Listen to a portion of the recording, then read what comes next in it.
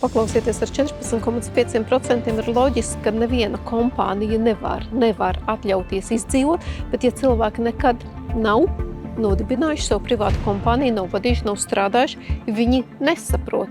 Latvija ir tik stipra, cik ir stiprs vājākais posms. Air Baltics, Rail Baltics, TET, visi tie pirkšanas, pārdošanas aizdomīgie līgumi, CSDD, ja?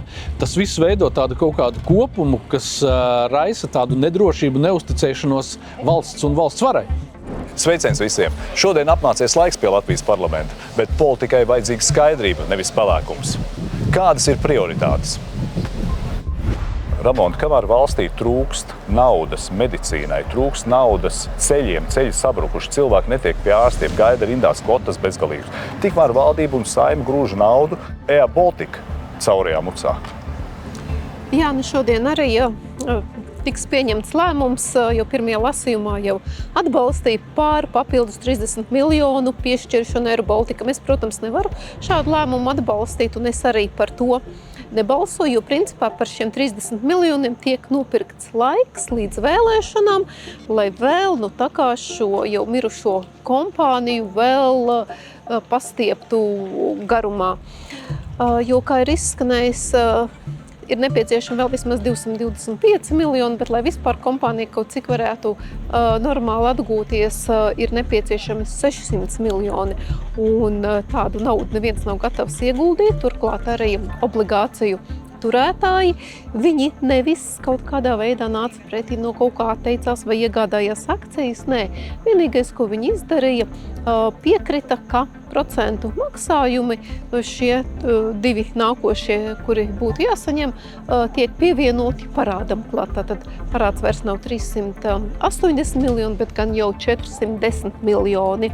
Tātad arī viņi netic šim biznesa stāstam, ka kompānija varētu atgūties un sāk strādāt ar peļņu, līdz ar to arī viņi ne uz kādiem citiem kompromisiem vispār neiziet. Un jāatzīmē, ka ne jau šis ir pirmais tāds atdzīvināšanas mehānisms, kas tiek nodokļu maksātāja nauda tiek ieguldīta kompānijā.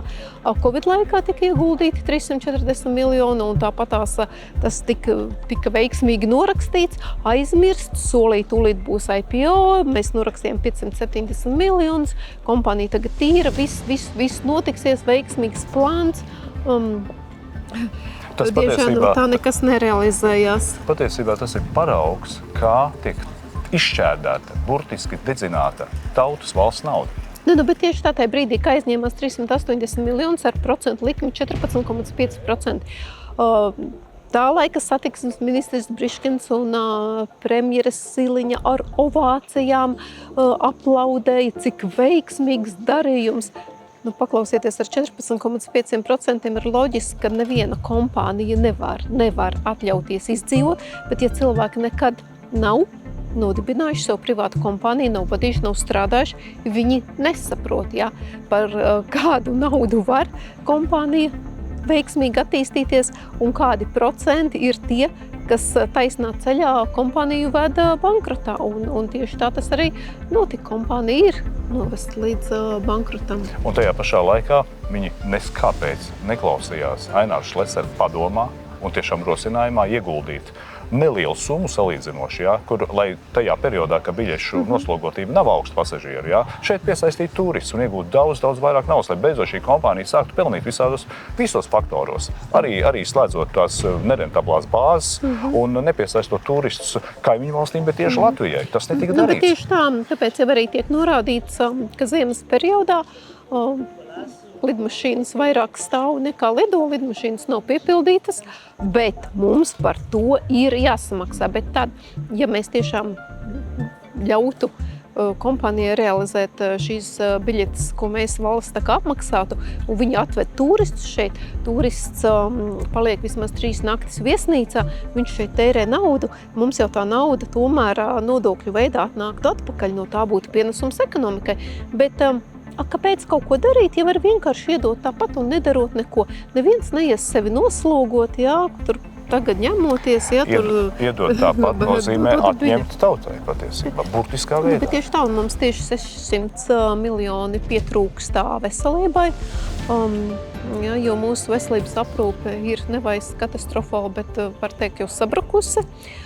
Pietrūkst nauda ceļiem, kur cilvēki iet bojā avārijās tikai tāpēc, ka pietrūkst nauda, lai izbūvētu drošus ceļus ar drošiem kreisiem pagriezieniem, bet mums ir nauda Air Balticam.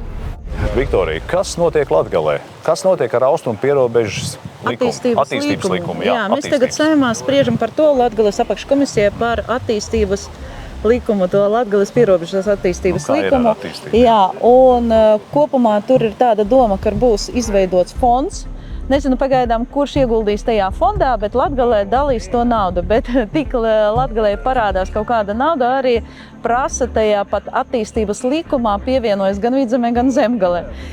Kad likt, teiksim, kaut kādus ierobežojumus vēl, tad neviena nav. Kad dalīt naudu, tad visi ir. Bet tomēr es uzskatu, ka Kulbergs mūsu bija Eiropas komisija, Eiropas Savienība un pieprasīja naudu 7 miljārdus. Un mērķis tai naudai, vai kāpēc viņš to pieprasīja, ka Latvija ļoti cietusi no tā kara ekonomiski un visādi, ja, gan pārējo joma. Un es uzskatu, ka tie 7 miljārdi ir jāiegulda šajā fondā, lai mēs Latgalē varētu tad, sakarā ar to mērķi, kā Latgale visvairāk cietusi no tā kara, gan darba vietas, gan ekonomiskā attīstība ir cietusi, ja, gan skolas pierobeža. Visu to mēs varam, teiksim, atjaunot vai ieguldīt šo naudu Latgales attīstībai un pacelt to reģionu. Kā tev izskatās, vai tas tiks izdarīts? Jo parasti tā, ka Latgale kaut kādā veidā vēl paliek tā kā novārtā pašreizējai varai, kas valdībai, kas ir šobrīd. Jā, un es varu paskaidrot, kāpēc. Teiksim, mums tie kritēriji, ko izsludina Altum programmas, viņi ir domāti Rīgai un Pierīgai. Mums nav uzņēmumi tik lielu apgrozījumu, nav tik lielu cilvēku, kuri strādā tajā uzņēmumā. Teiksim, Altum izvirza kritēriju būt apgrozījumi tur cik Latgalē nekad nav un nebūs. Un, teiksim, arī kritērija ir, cik jābūt darbiniekiem, bet mums arī tik daudz nav. Bet uzņēmumi strādā veiksmīgi, bet viņi nevar piedalīties Altumā, ka tur ir nepavisai tādi normāli tie kritēriji. Tāpēc mēs esam, nevaram tā ātri attīstīties kā pārējie reģioni. Bet redziet, taču ir valsts, jā, un valsts locekļi visi ir. Jā. Arī Latgale tā kā cilvēkam būtu loceklis, roka vai kāja. Mēs taču mums jāizturās ar rūpību, tiešām ar visu atbildību par to, kas ir mūsu sastāvdaļa. Es pateikšu, Latvija ir tik stipra, cik ir stiprs vājākais posms. Tieši tā kā ķēdē posms, kurš vājākais tas ir. Un mēs būsim tik stipri, cik būs stipra tā pati Latgale. Ja viņa ir novarta, kā saka, tad mēs neko nepanāksim. Tieši tā mums jābūt visai valstī. Jā, vienā līmenī. Edmund, unikālā situācija, nepieņemamais gadījums, ka 1,2 miljonu privāto personu datu un 200 000 juridisko personu dati ir nozagti no CSDD datubāzes. Ko tu saki par šo situāciju, kā rīkoties šobrīd vislabāk un kā tiešām pieprasīt pilnīgu atbildību no tiem, kas ir iesaistīti? Kā es redzu, tas tiešām ir milzīgs skandāls, jo kā mēs varam būt droši, ja vēl mēs līdz šim izsoda kvītas apmaksājām, automašīnas ceļa nodokļus un vēl kaut ko, un tas nāk caur CSDD, un tas viss tika uzticam, un te pēkšņi tāds trieciens, ka šobrīd tu nevar vairs tam uzticēties. Ja? Bet zini ko, es gribētu uz to paskatīties daudz dziļāk, un saprast vispār, kas mūsu valstī notiek. Ja? Air Baltics, Rail Baltics, TET, visi tie pirkšanas, pārdošanas aizdomīgie līgumi. Tagad CSDD, ja?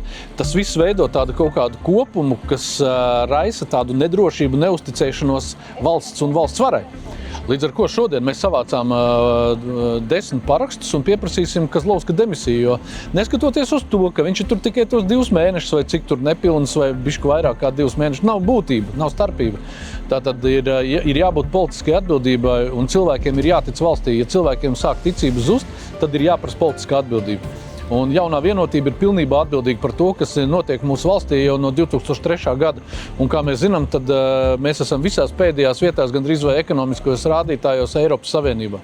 Tātad ļaunuma sakne faktiski visā ir šajā te vienotības progresīvajā režīmā, kas šobrīd valda pār Latviju.